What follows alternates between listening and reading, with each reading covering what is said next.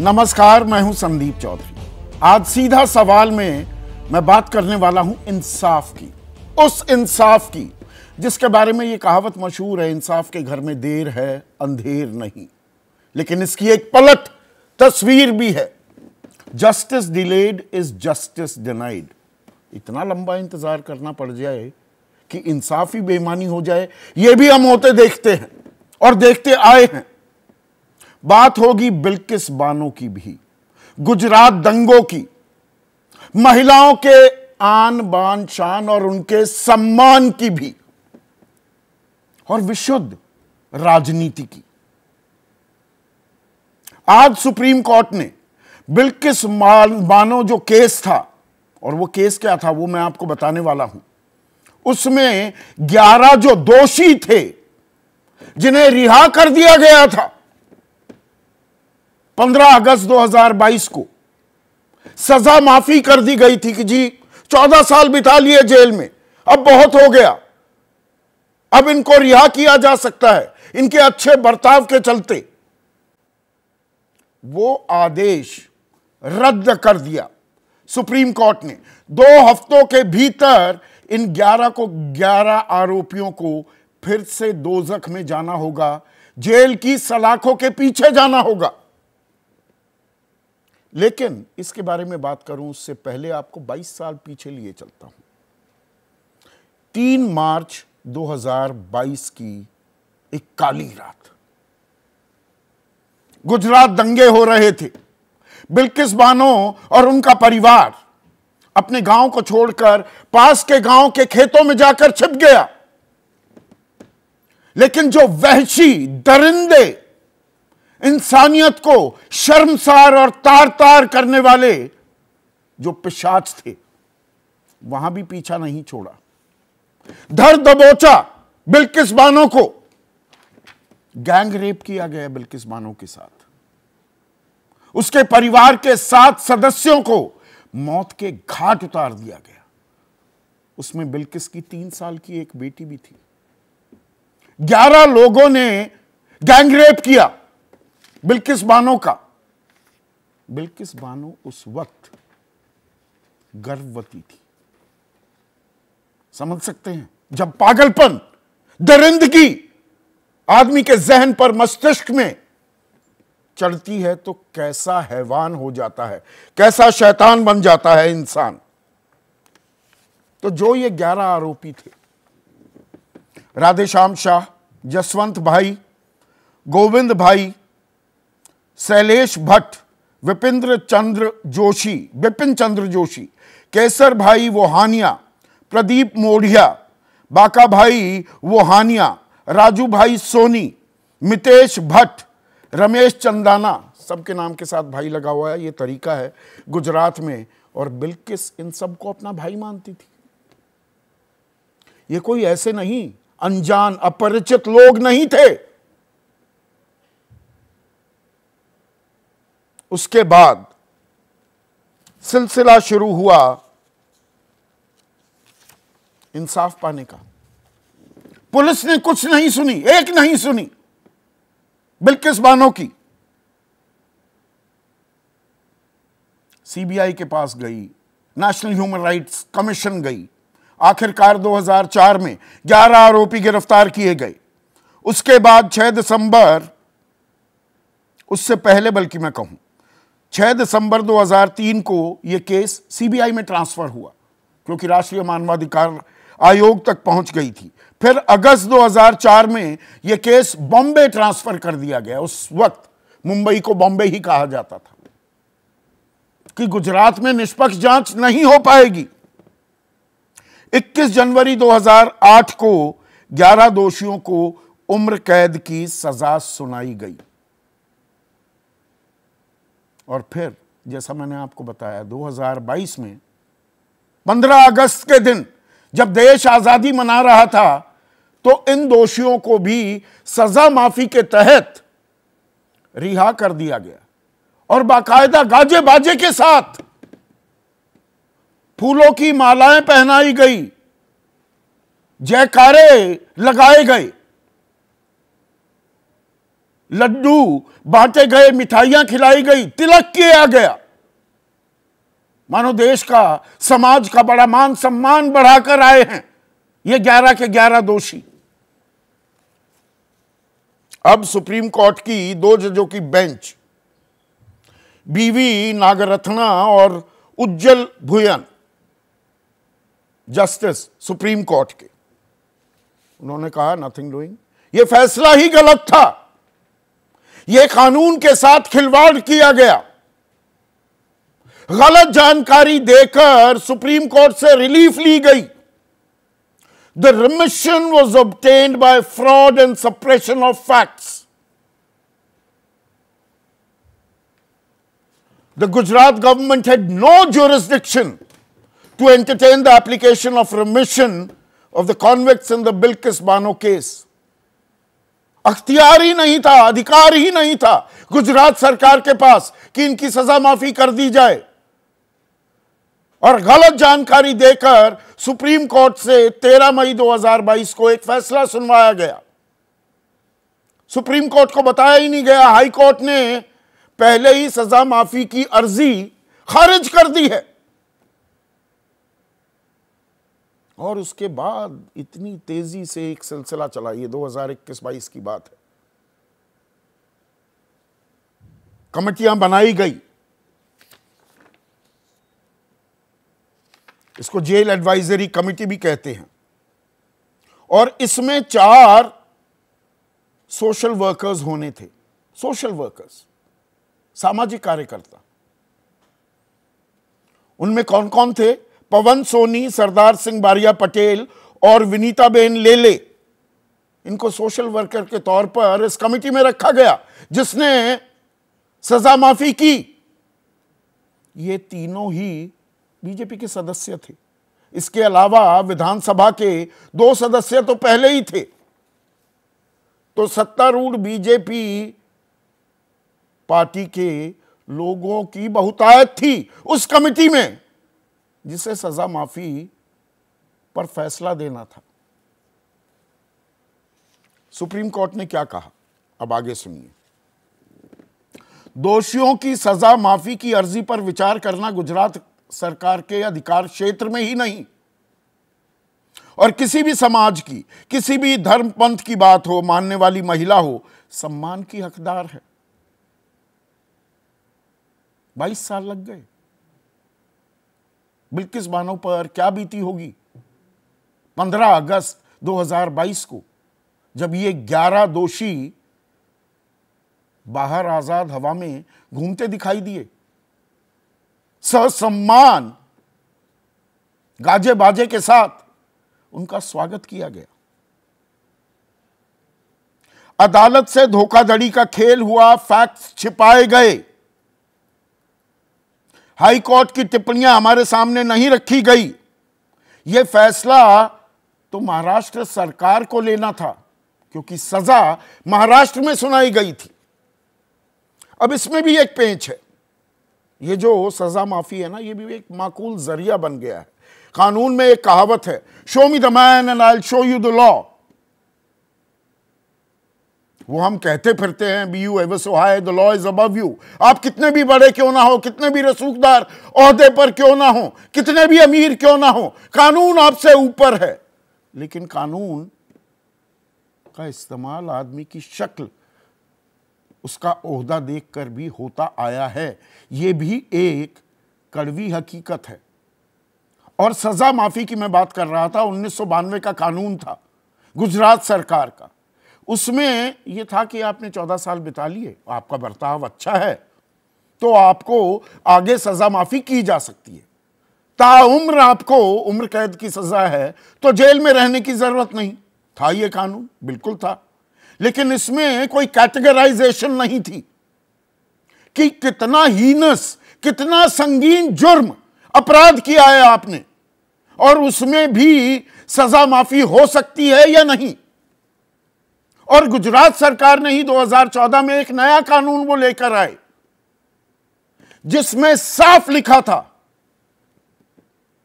कि बलात्कार और हत्या जैसे मामले और वो केसेस जिसमें सीबीआई ने जांच की हो, सीबीआई के सुपुर्द रहा हो जो केस, वहां पर अगर ताउम्र की सजा सुनाई गई है तो किसी भी सजा माफी की कोई गुंजाइश नहीं है। लेकिन तर्क ये दिए गए जी कहा ये तो 2002 की घटना है, 2008 में सजा सुनाई गई, तब तो 1992 का सजा माफी का कानून लागू होता था, 2014 का लागू नहीं हो सकता। तो देखिए कानून के पेंच कितने होते हैं और कानून का किस तरह से बेजा इस्तेमाल भी रसूखदार लोग और सरकारें भी करती आई हैं। यहां बिहार में भी एक दुर्दांत अपराधी की सजा माफी की गई थी, वहां पर विपक्ष की सरकार है। तो यहां पर दरअसल जो राजनीतिक खुशी और गम का भी एक माहौल चल पड़ रहा है ना, उसका भी कोई लेना देना नहीं है। मैं क्यों राजनीतिक खुशी और गम की बात कर रहा हूं?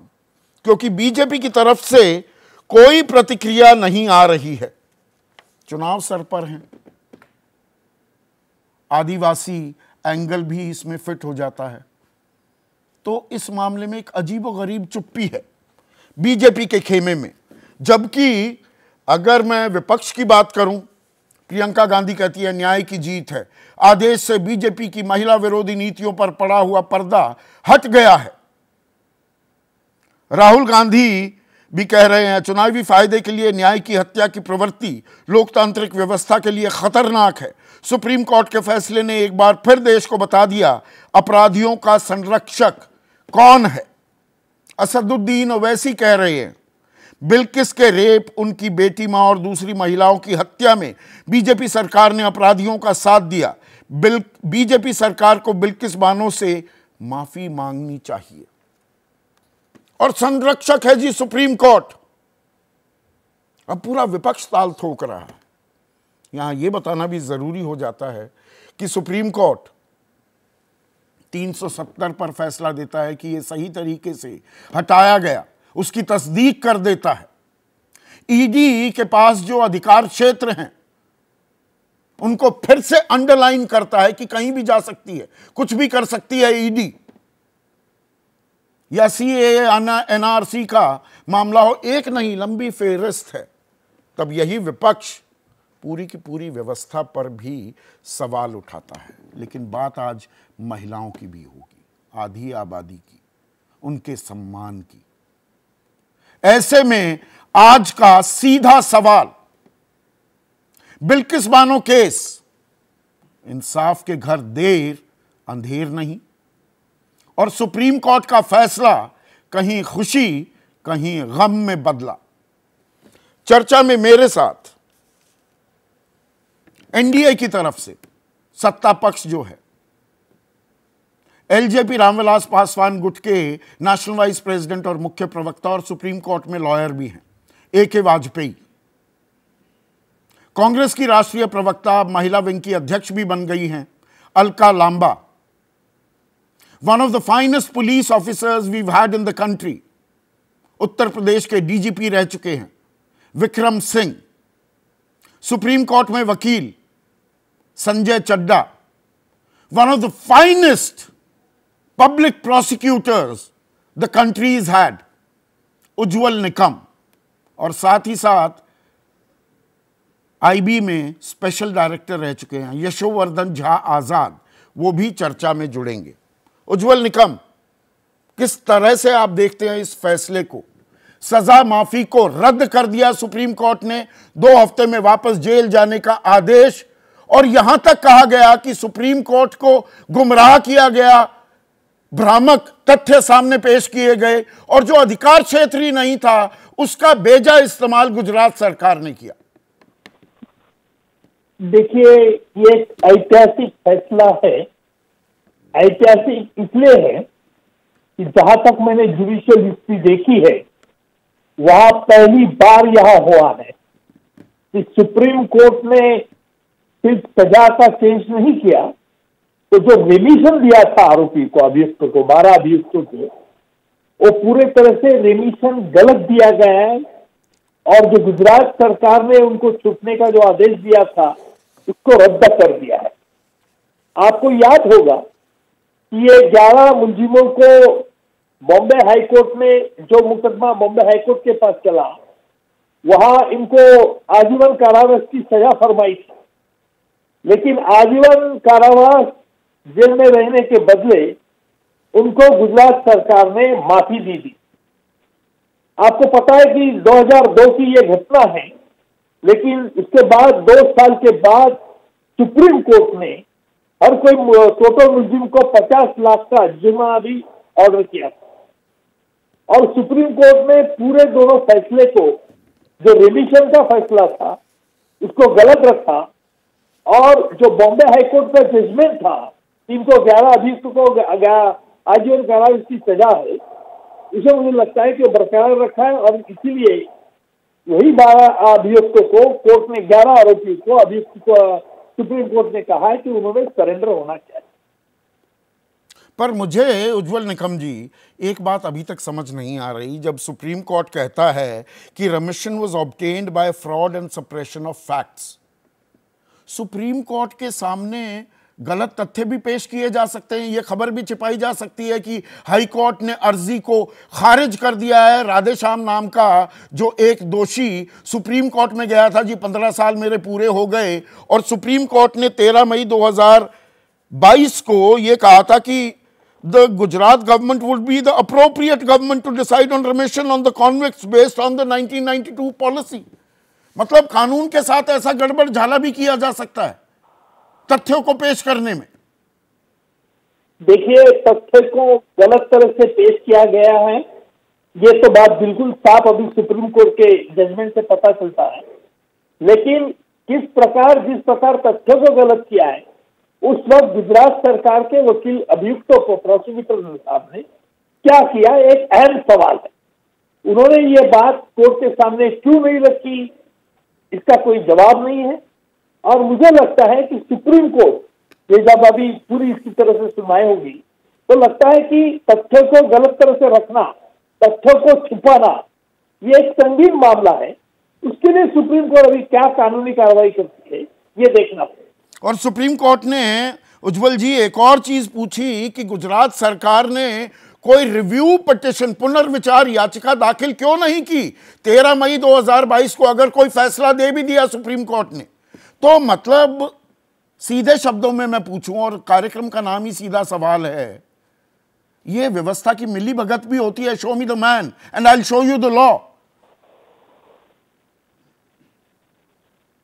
बिल्कुल सही है कि इसका यही एक अर्थ निकलता है कि क्या मिली भगत है, ये सुप्रीम कोर्ट को पूरी तरह से डाउट हो गया है। और इसीलिए सुप्रीम कोर्ट ने आज अपने फैसले में ये बड़े कठोर शब्दों में कहा है। आप तो देश के सबसे चर्चित पब्लिक प्रोसिक्यूटर हैं, और यहां पर जो जेल एडवाइजरी कमेटी होती है, भाई एक प्रक्रिया है, सजा माफी होती है लोगों की। 1992 का भी कानून था, 2014 का भी आया, अब उस डिटेलिंग में जाने का कोई मतलब नहीं है। पर वो जेल एडवाइजरी कमेटी में 4 सामाजिक कार्यकर्ता होने चाहिए, उनमें से 3 बीजेपी के निकलते हैं, 2 मेंबर लेजिस्लेटिव असेंबली के, तो वो तो बीजेपी यानी कि सत्तारूढ़ दल के होंगे ही। ये 6 लोग हो गए। उसके बाद superintendent police, district and session जज, सेक्रेटरी और डिस्ट्रिक्ट मजिस्ट्रेट, तो 10 में से 6 आपके लोग हैं। देखिए, आज जो सुप्रीम कोर्ट का जो फैसला है, उस फैसले में ये रेमिशन देने का जो फैसला लिया गया था, वो फैसला तथ्यों को दबोच देने के कारण सुप्रीम कोर्ट ने कहा कि ये रेमिशन का फैसला दिया गया है। और मुझे लगता है कि अभी इसकी पूरी जांच होगी। सुप्रीम कोर्ट यहां तक रुकने वाला नहीं है। मुझे लगता है कि सुप्रीम कोर्ट इसके बारे में क्या कड़ी कार्रवाई करती है, ताकि आगे चल के भविष्य काल में ऐसी कोई व्यक्ति या कोई सरकार और कोई संस्था इस प्रकार हरकत नहीं कर सकती। संजय चड्ढा, क्या आखिरकार अब इंसाफ मुकम्मल हो गया है बिल्किस बानो के लिए, या अभी भी पेच है, रिव्यू कर सकती है? ये 11 के 11 दोषी सुप्रीम कोर्ट में भी जा सकते हैं, महाराष्ट्र सरकार के पास भी अब जा सकते हैं कि भाई हमारी सजा माफी कर दो। पहली बात, जो अभी उज्जवल निगम जी ने कही कि अभी भी संभावना है कि सुप्रीम कोर्ट कुछ और तहकीकात कर सकती है। मुझे करनी चाहिए कि नहीं? करनी चाहिए अवश्य, लेकिन लगता नहीं कि वो होगी। बड़े स्पष्ट क्यों लगता है आपको ऐसा? इसलिए लगता है क्योंकि अब निर्णय आ गया है। निर्णय में उन्होंने इस चीज का कोई संदेह नहीं छोड़ा है कि ये चीजों पे हम अब आगे करने वाले हैं। हाँ हाँ, बोलिए जी। इसमें रिकॉर्ड समन कर लिया है सुप्रीम कोर्ट ने, ऑर्डर में है। They have already summon the entire original record. So ये मतलब रिकॉर्ड समन तो मतलब अभी और तहकीकात अगर ठीक है, मैं स्टैंड करेक्टेड है। ये अच्छा लगता है दो वकील जब आपस में बात तो वो तो आपस में हम रोज यही करते तो एक, क्योंकि प्राय हमने पहले ऐसा कभी नहीं देखा संदीप। अब आपके सवाल पे आता हूं कि क्या यहीं पे रुक जाएगा, क्या वो दोबारा किसी रिविजन के लिए अप्लाई कर सकते हैं? लीगली स्पीकिंग वो महाराष्ट्र सरकार के आगे भी बिल्कुल अप्लाई कर सकते हैं। गुजरात सरकार के समक्ष तो बिल्कुल नहीं जा सकते, और महाराष्ट्र सरकार के आगे जा सकते हैं, अपने जो भी उनके पक्ष होंगे उनको रख सकते हैं। तो कानून की ये बेसिक जानकारी गुजरात सरकार को नहीं थी? बिल्कुल, ये एक स्तब्ध कर देने वाली बात है। इसमें पहले वाला जो जजमेंट, जहां पे बार बार ये प्रश्न उठ रहा है कि किस तरह से फ्रॉड प्ले किया है, जो पहले वाला जो निर्णय है, जहां पे सिर्फ और सिर्फ इस पक्ष को सुप्रीम कोर्ट ने स्पष्ट शब्दों में कहा था कि फंडामेंटल राइट है कि नहीं रिविजन का, इस पे उन्होंने अपनी राय दी थी कि बिल्कुल हर व्यक्ति 2022 को। बिल्कुल सही, और इस वजह से उसको आधार बनाकर 15 अगस्त 2022 को इनको छोड़ भी दिया। और आपने ये मतलब अब वो देखिए, मई के बाद जून, जुलाई और 15 अगस्त 3 महीने में, ये भी एक अपने आप में प्रश्न उठाता है इस चीज पे। नंबर 1। नंबर 2, एक बड़ी अहम बात मैं आपसे बताना चाहता हूं। जो आपने बताया, जो कमेटी है जिसमें 10 मेंबर हैं, आपको पता होना चाहिए कभी भी रिविजन होते हैं, रेगुलर बेसिस पे हो रहे हैं, उनमें उसका भी राजनीतिक खेल हो रहा है। राजनीतिक हस्तियों को दिलाते हैं, जो भी सत्ता के नजदीक होता है उसको मिल जाती है सजा माफी।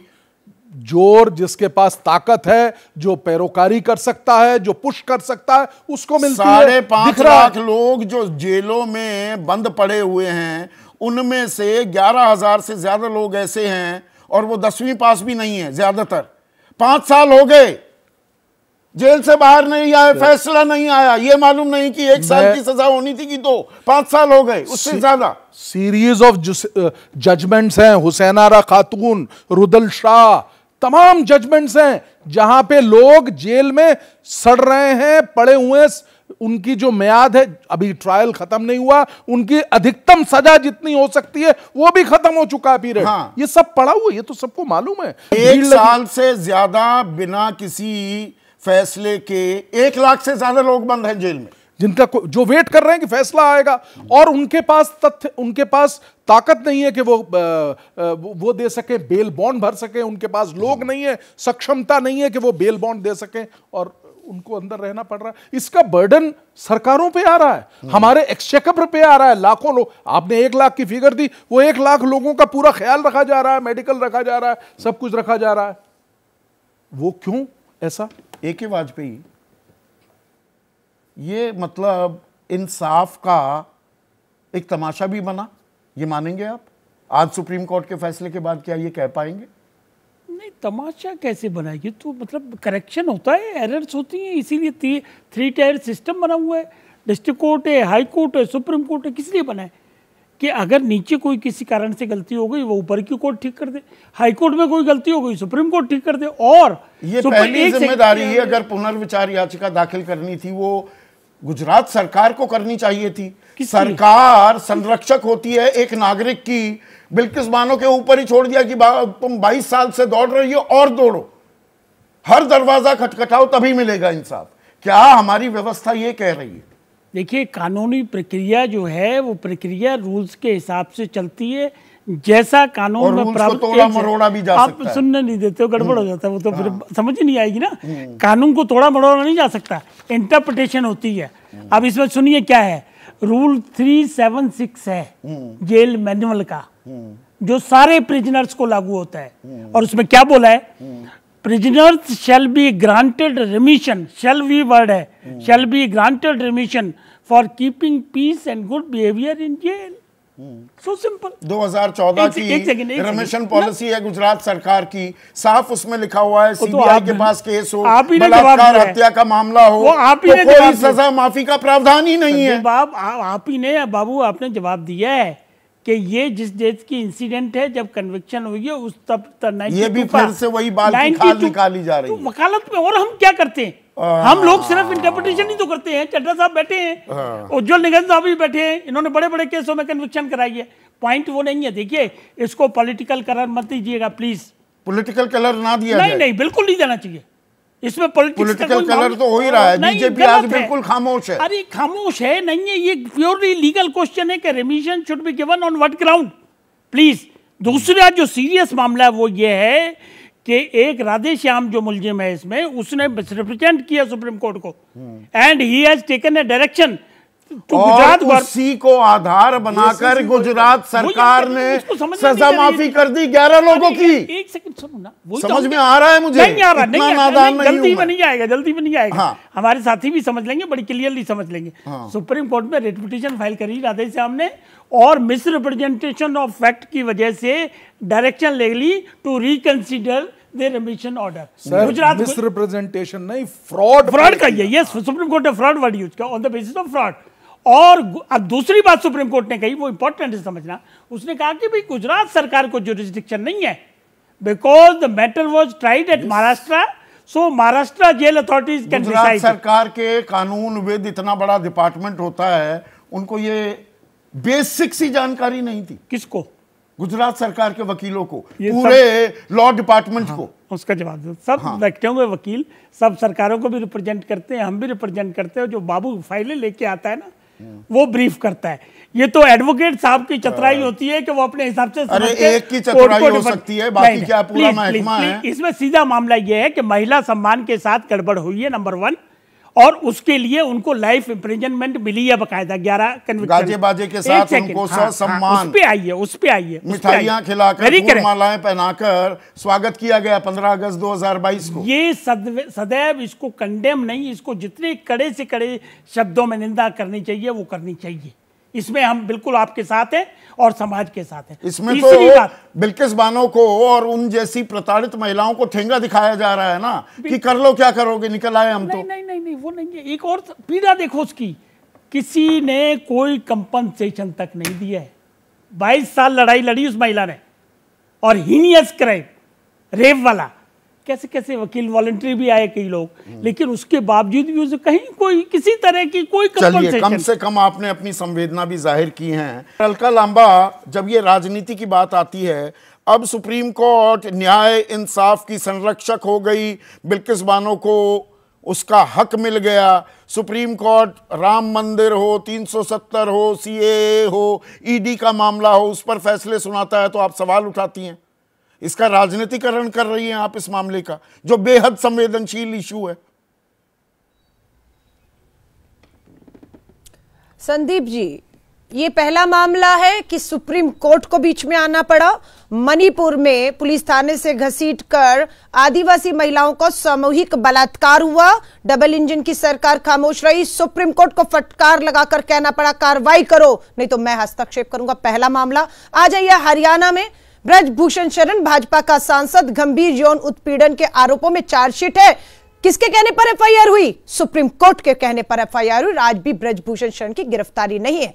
आ जाइए बीएचयू में। प्रधानमंत्री जी वहां से, उनका निर्वाचन क्षेत्र है वाराणसी, उत्तर प्रदेश। डबल इंजन की सरकार आईआईटी की छात्रा के साथ सामूहिक बलात्कार करने वालों को राजनीति नहीं करूंगी। कौन बचा रहा था? 2 महीने तक बचाया ही नहीं। मध्य प्रदेश में उनसे बलात्कारियों से प्रचार कराते रहे, मामले को दबाते रहे, क्योंकि राजस्थान में महिला सुरक्षा के ऊपर वोट मांग रहे थे प्रधानमंत्री जी। वही मैं कह रही हूं। अब आ जाइए आप हरियाणा में आ गए, यूपी में आ गए, मणिपुर में आ गए, बीएचयू में आ गए। इन सब में कार्रवाई कब होती है? जब सुप्रीम कोर्ट फटकार लगाता है, एफआईआर कराता है, तब। ये राजनीति नहीं होनी चाहिए। ये बताइए कौन लोग हैं, कौन लोग हैं? भाजपा के विधायक हैं, भाजपा के सांसद हैं। राजनीति नहीं होनी चाहिए।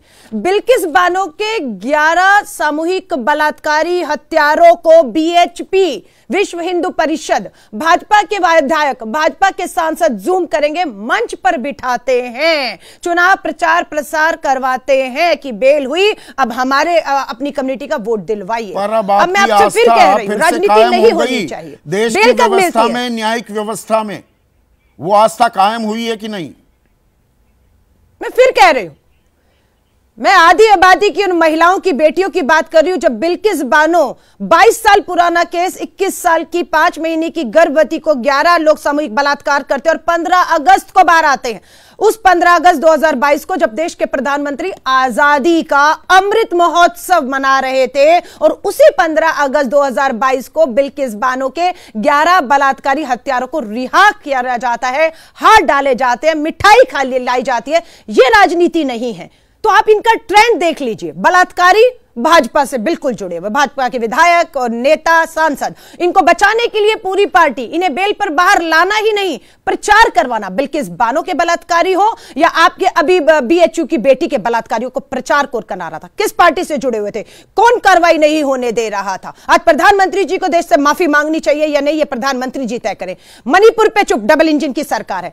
एक को तो हरियाणा में 7 बार पैरोल हो चुके हैं, हाईकोर्ट परेशान हो चुका है कि बलात्कार का दोषी। वो बात ठीक है, पर बिल्किस बानो अगर मुसलमान की जगह हिंदू होती तब भी यही होता। नहीं, मैं कभी ये हिंदू मुसलमान करता नहीं हूं, पर ये जरूरी हो जाता है। देखिए, अपराधियों को सजा मिलनी चाहिए जो इंडियन पिनल कोड में जिस ऑफेंस की जो सजा है उसमें कोई दोहराई हो ही नहीं सकती। न्याय प्रक्रिया अगर डिलेड है तो जस्टिस डिनाइड भी है। ये हम लोग इसके लिए रोज फाइट करते हैं, लेकिन गुजरात सरकार में जस्टिस महकमा है, लॉ महकमा है, चलो वहां चूक हो गई, पर ये रमिशन के लिए सीबीआई का क्योंकि केस था, केंद्रीय गृह मंत्रालय से भी इजाजत की जरूरत होती है। यहां भी किसी अधिकारी को यह ज्ञान नहीं था कि गुजरात सरकार रमिशन कर ही नहीं सकती, ये तो महाराष्ट्र सरकार करेगी। Very correct. वो क्या हुआ ना, एक तरह से कंफ्यूजन भी क्रिएट हुआ।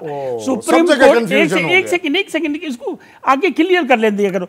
सुप्रीम कोर्ट ने जो पुरानी वाली पिटीशन 32 में डायरेक्शन दी, उसकी वजह से ये एडवाइजरी कमेटी एक्टिव हो गई। एक्टिव होने से उसने रिकमेंड कर दिया, रिमिशन हो गया। अब रिमिशन गलत तरीके से हुआ, नॉन एप्लीकेशन ऑफ माइंड हुआ और फ्रॉड के बेसिस पे हुआ। विक्रम सिंह जी इतने साल कानून के संरक्षक आप रहे, ये कंफ्यूजन, कन्वीनियंट कंफ्यूजन समझ में आती है। सुप्रीम कोर्ट में कोई चला जाता है, गलत फैक्ट्स रख देता है, गुजरात सरकार संज्ञान ले लेती है, केंद्रीय गृह मंत्रालय भी उसकी इजाजत दे देता है। यह कमाल की कंफ्यूजन थी। संदीप जी नमस्कार। केवल 4 बिंदु प्रस्तुत करूंगा। नंबर 1, अन्याय का ऐसा नग्न उदाहरण और कोई ढूंढना मुश्किल है, मुझे अपनी याददाश्त पे नहीं आ रहा है।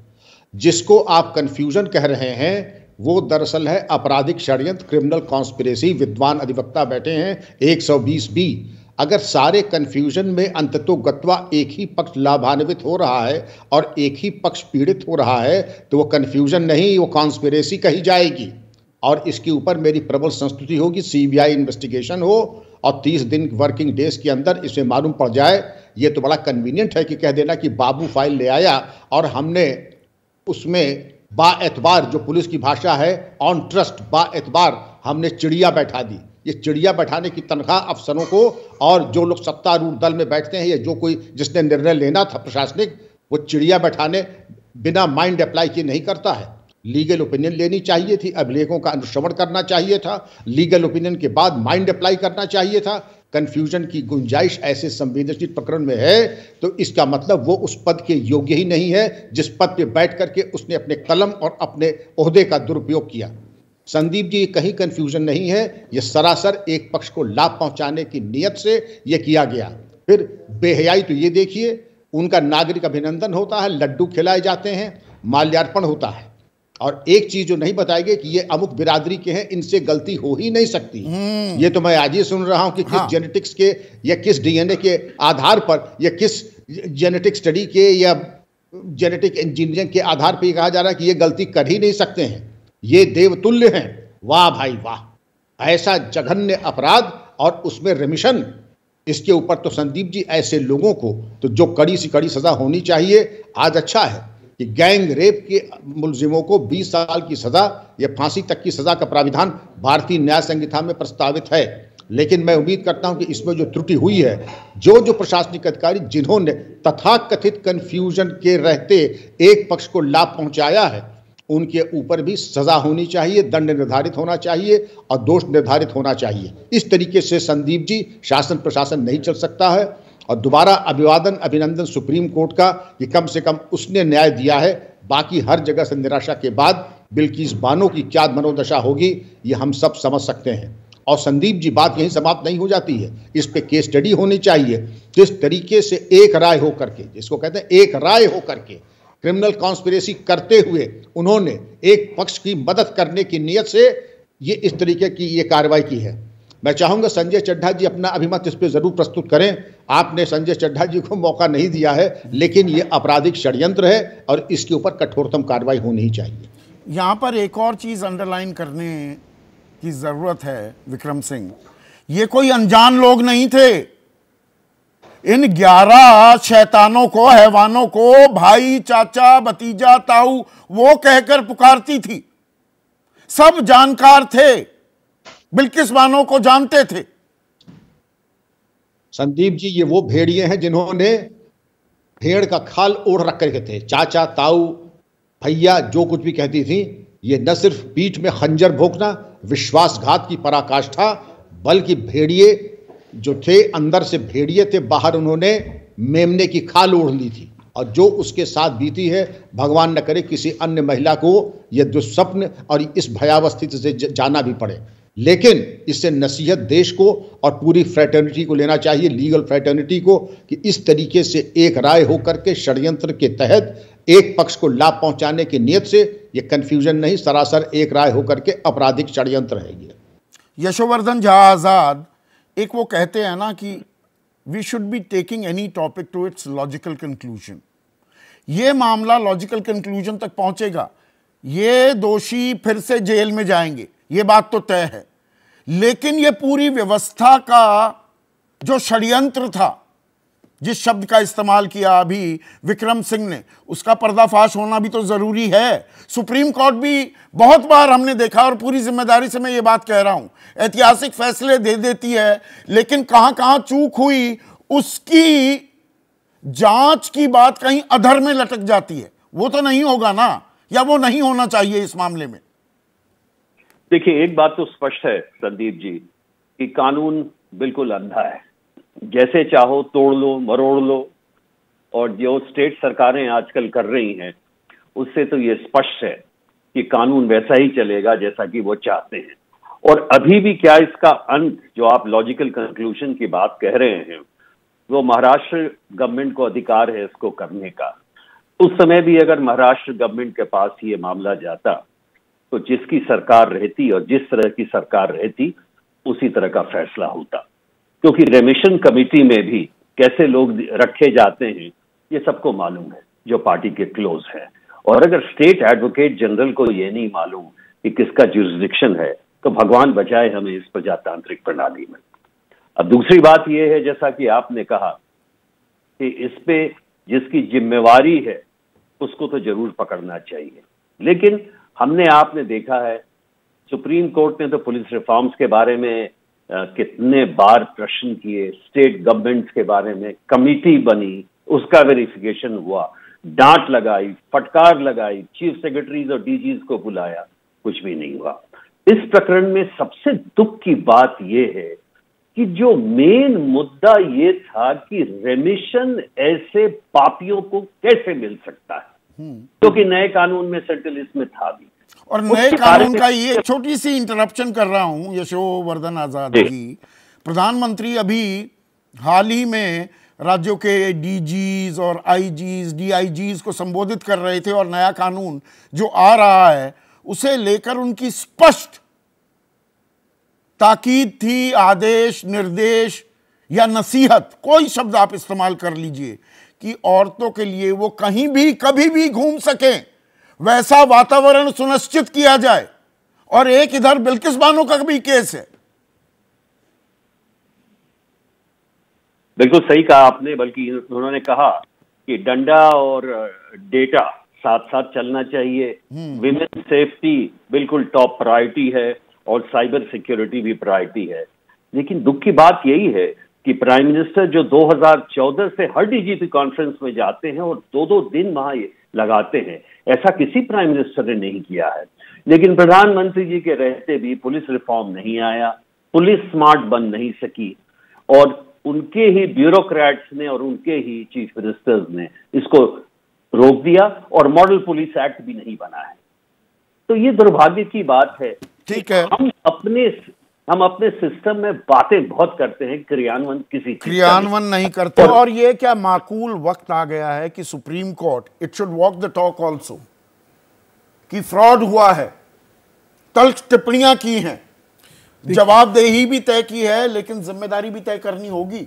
ये यहां तक हुआ कैसे, ये गड़बड़ झाला किसने किया?